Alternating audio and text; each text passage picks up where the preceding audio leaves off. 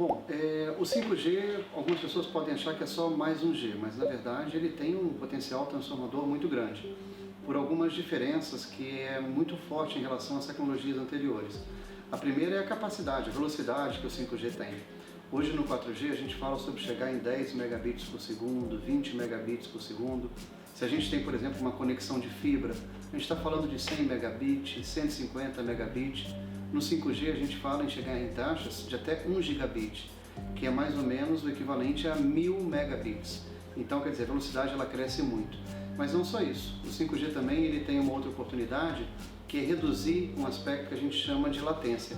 A latência é, na verdade, o tempo que você leva entre mandar uma informação e essa informação ser recebida do outro lado.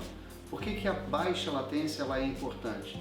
Se você estiver, por exemplo, operando uma máquina remotamente, uma colheitadeira ou uma máquina de mineração, ou mesmo um carro autônomo, quando você fizer um movimento, você espera que a máquina faça o movimento ao mesmo tempo.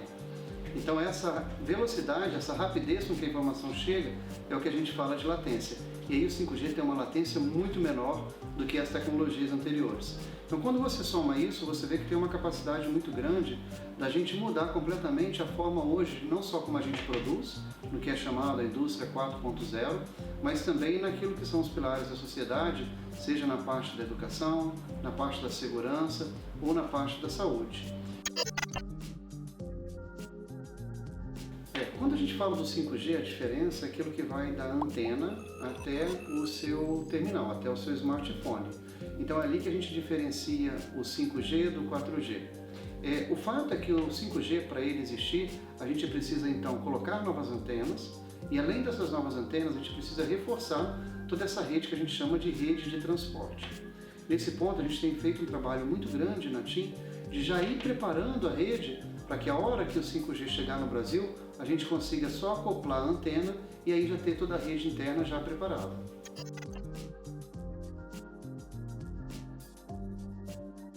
Um ponto importante que a gente está buscando agora é o seguinte: a tecnologia, de fato, ela deve estar começando a ser disponibilizada em 2021. Acontece que não adianta a gente ter tecnologia se nós não tivermos os casos de uso para ser aplicado sobre a tecnologia. Então, o que nós estamos buscando fazer é antecipar, junto com algumas academias, e aí nós temos 3 testes sendo feitos no Brasil, um em Florianópolis, um em Minas Gerais, em Santa Rita do Sapucaí, e o outro que nós estamos inaugurando hoje em Campina Grande. Esses 3 testes eles estão sendo realizados junto de universidades e próximo a centros de desenvolvimento de polos digitais, para que esses desenvolvedores comecem a entender o que é tecnologia 5G e comecem a preparar aplicações para que a hora que a tecnologia estiver disponível, o serviço... O 5G a gente pode pensar nele em 3 pilares distintos. Um pilar é a gente ter uma rede móvel mais capaz, ou seja, que a gente consiga ter não só ofertas de maior volume de dados, mas também com velocidade mais elevada. Então esse é um pilar de melhorar a experiência de quem hoje já usa um smartphone. O segundo pilar seria o pilar que a gente chama de uma sigla em inglês chamada FWA, ou Fixed Wireless Access, que é você substituir a conexão fixa que hoje você tem na sua casa por uma conexão wireless pelo 5G. Ou seja, o 5G ele tem uma capacidade tão elevada que você provavelmente no futuro não vai precisar ter um cabo ou uma fibra chegando até a tua casa. Você pode fazer essa conexão via 5G. E o terceiro pilar é o pilar do IoT, ou da Internet das Coisas.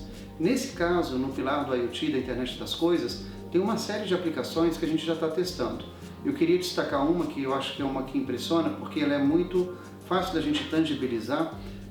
Num desses exemplos que a gente fez, desses testes em Santa Rita do Sapucaí, nós fizemos um teste de telemedicina, onde nós tínhamos uma paciente grávida que estava fazendo um ultrassom, só que a pessoa que estava fazendo ultrassom não era uma pessoa que conhecia de medicina, nem era uma técnica, era uma pessoa que não tinha nenhum conhecimento. E a médica, na verdade, ela estava remotamente. E aí, como é que isso funcionou? Essa pessoa que estava conduzindo o ultrassom, ela tinha uma luva inteligente, e à medida que a médica ela ia fazendo movimentos no joystick que ela tinha, ela ia recebendo impulsos na luva para poder direcionar o ultrassom. E a médica do outro lado estava tendo todas as imagens necessárias para fazer o exame à distância. Para ter uma ideia, Para que isso funcionasse, a gente precisou ter uma banda no 5G da ordem de 800 megabits por segundo. Isso é quase 6 vezes o que é a velocidade normal de uma fibra hoje para uso residencial. O 5G é novo no mundo. As primeiras empresas começaram a operar o 5G no ano passado. Então não é algo que já tem escala ou que o mundo já está lá na frente. Ela está acontecendo agora. A gente vê casos distintos de uso. Então, por exemplo, nos Estados Unidos, algumas operadoras estão testando o 5G para o que eu chamei de FWA, o Fixed Wireless Access, ou seja, substituir o cabo fixo por uma conectividade sem fio, por uma conectividade wireless. Tem outros países, como por exemplo na Coreia, que talvez seja um dos mais avançados, onde o 5G está ajudando a melhorar a experiência de quem usa o smartphone. E aí trabalhando com planos ilimitados de dados, com velocidades muito mais altas. O natural de uma tecnologia é que você comece pelas cidades maiores e depois você vai buscando a interiorização. Por exemplo, quando a gente lançou o 4G, foram em 12 capitais. Isso lá na Copa das Confederações. Agora nós estamos chegando a mais de 3.300 cidades cobertas com 4G já aqui no Brasil. Aqui mesmo no Amazonas a gente deve ativar até o final do ano mais 8 cidades com 4G. Então esse é um caminho natural. Quando o 5G chegar, provavelmente ele vai começar chegando nas maiores cidades, mas se nós levamos aí 3, 4 anos para sair do nosso volume lá de centenas de cidades para chegar a 3.300, eu tenho um certo otimismo de achar que a gente vai alcançar esse número no 5G num período de tempo ainda menor.